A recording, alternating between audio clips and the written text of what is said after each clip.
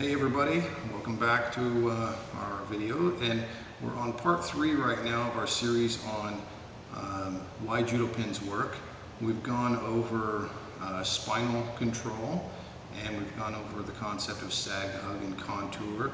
Now we're going to talk about transitions, right? So this is the idea of remaining a step ahead of the opponent. So we call it being proactive versus being reactive. So when we're holding our opponent in a pin, we don't necessarily have to just stubbornly just hold onto that single pin. There are, just like there are good mechanics being used in applying the pin, there are good mechanics used for when executing a proper escape from the pin. So if a person is escaping from the pin and you just stubbornly hang onto that one pin, pretty good chance that they're going to escape or recover guard or that type of thing. So it's a good idea to have mobility in mind so you can shift from one pin to another. Now if you're in a judo contest and you're pinning somebody down and you shift from one pin to another, the clock continues to count, right? So it counts as one continuous pin. And so that's a good plus when you're working in a judo atmosphere. For jiu-jitsu, it means staying a step ahead of the opponent. So as they're trying to progress and make an escape, you're able to continue to wear them down, continue to exhaust them. And then from there, that's usually when people are exhausted, when they're going to make a mistake and stick an arm out or expose their neck or do something to give you the opportunity to tap them out with a submission. And you're already in a position, already in a strong position. So position before submission, you're already there. You already have the positions. Every pin that we go through in the judo pins has numerous submission opportunities. So that's the idea. We're wearing them out until they make a mistake, until they're exhausted to the point where they make that critical error, and then we can capitalize on it. So just a couple of examples of that. If Brian, you with your head pointed that direction. One of my favorite combinations that I've used over the years is to go from uki-gatame, right, so nice and tight here.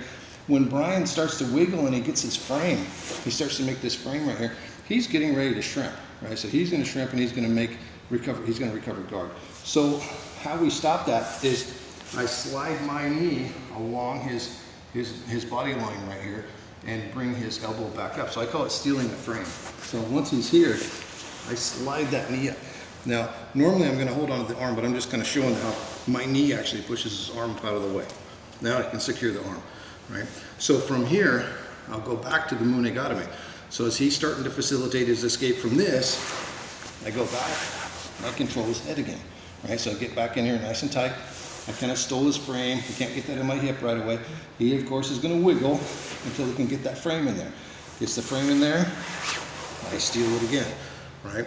And now very often what happens is after we've gone through this a couple times, is as I come back up, there's a good chance that he may try to just shrimp his body without having a frame. When that happens, very often go ahead and just kind of turn. My knee goes across the belt line. Are we still in frame there, Jesse? Yeah. Okay. My knee goes across the belt line, and from here, it's very easy to transition to the mount, right? And the whole time that this has been happening, he's exhausting a lot of energy. I'm really exhausting not much energy at all, right? Most of my energy is just by talking about it right now. So let's do it one more time. So again, we're here, uki-gatame, nice and tight. Got my knee and elbow connected to keep his frame out of the way. As soon as he gets that frame in, I do a little sit out.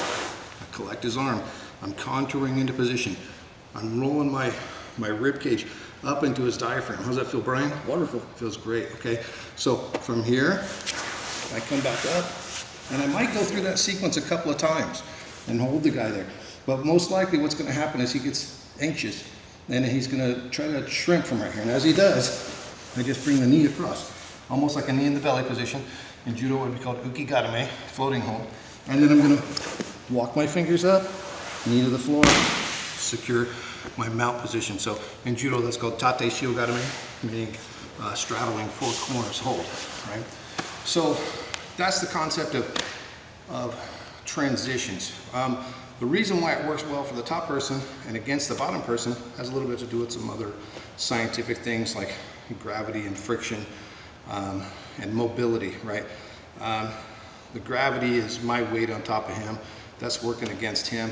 The friction, he has to deal with the mat, that surface of the mat. He has to deal with the surface of my body versus his body, right? And the mobility, his mobility is robbed because of that. And I have mobility, so it allows me to be a step or two ahead of him the whole time. So in any of those positions, anything could happen. An arm could come out. There's numerous submissions that are done from every one of those positions that we were in. So thanks for watching the video. If you like it, give us a thumbs up. Be sure to subscribe to our channel to get more videos like this, and click on the notification bell so that you get notified when we do our next videos. So stay in touch, and we have places to go, people to throw.